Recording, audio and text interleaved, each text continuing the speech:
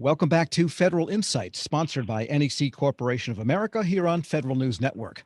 My guest today is Benji Hutchinson, the Vice President of Federal Operations for the Advanced Recognition Systems Division at NEC Corporation of America. I'm your moderator, Tom Temin. And Benji, let's talk a little bit about what's happening in the corporate world in this whole biometric and recognition and digital transformation area, because NEC itself is changing to kind of morph around what's going on in the market. Absolutely, Tom. We've seen a tremendous amount of investment coming from venture capital firms, private equity, all over the place. Large firms merging, buying smaller firms. Silicon Valley has a lot of small startups that are coming. So it's really driving innovation in the space. And so NEC saw a real opportunity to dive in headlong into this artificial intelligence, computer vision, and biometrics space, specifically when it comes to the US federal government. So one of the things we're really pleased about is we'll share a little bit of the details later this spring. In the spring of 2021, we plan to launch a brand new company focused exclusively on the US federal government, vertical market, and the technologies I mentioned before: artificial intelligence, computer vision, biometrics, but also next generation communications like 5G and also fiber optic sensing technology. And we're really proud and excited to do this. And the reason that we needed to do this is we are a foreign-owned company. And so we wanted to mitigate our foreign ownership issues, put up that firewall to give that level of security and assurance to the US federal government that we are a trusted partner.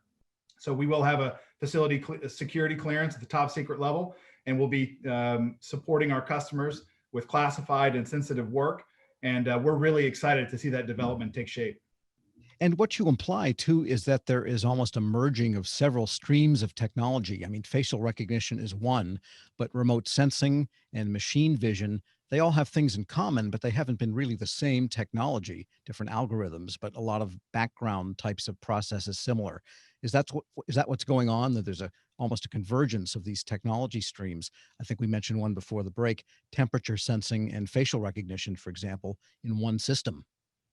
Absolutely. What we're going to start to see, as you mentioned, in the past, we've seen facial recognition, individual biometric modalities like fingerprints and iris, and those sort of standalone technologies merging into one. And an area where we really see innovation is video analytics, and being able to process through in an automated fashion all of that data that's coming off of different video streams. And obviously, privacy is a concern, but especially when you're talking about foreign intelligence or for defensive purposes, there's a real need to be able to rapidly go through all of that video information and discern what's happening, whether it's through scene processing, post-event, or if it's live. If you want to determine what's happening inside the video frame, you see all these algorithms converging into one platform, if you will. And so we see a high demand for that.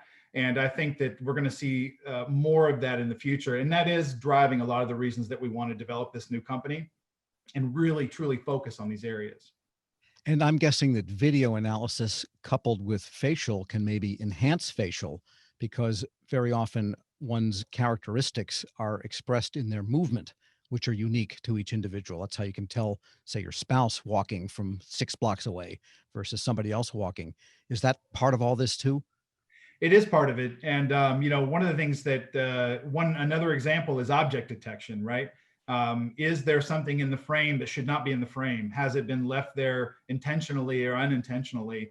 And, we know that the computers and the algorithms can be trained to see more than the human eye can see. And computers don't get tired, for example.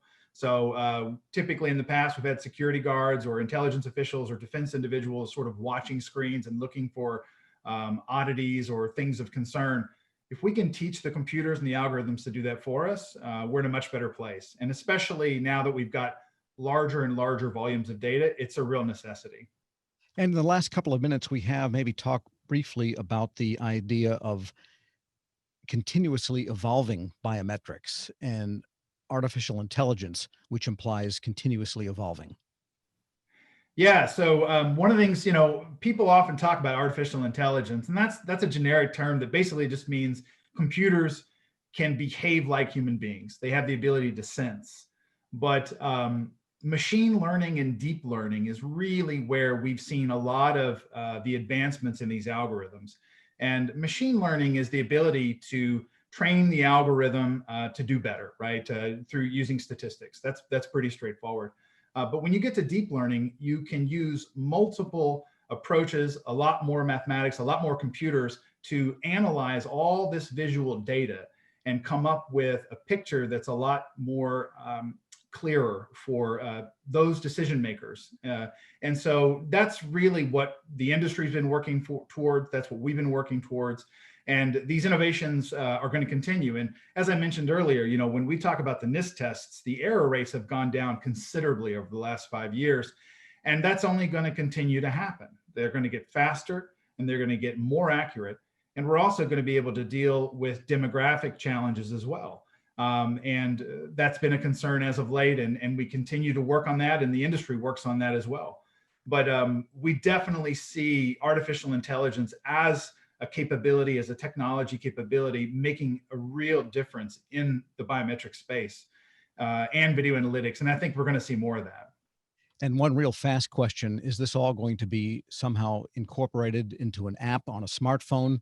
Because they have such great cameras nowadays that law enforcement could go like that and they can solve crime. You know, one of the things I mentioned earlier is our platform, and I do think that combination is happening. It's coming together, and it's getting obviously faster, better, cheaper. And so, working on those small devices is definitely something we should be able to see in the future. All right, exciting stuff. I want to thank today's guest. Benji Hutchinson is the Vice President of Federal Operations for the Advanced Recognition Systems Division at NEC Corporation of America. Thanks for being with me. Thanks, Tom.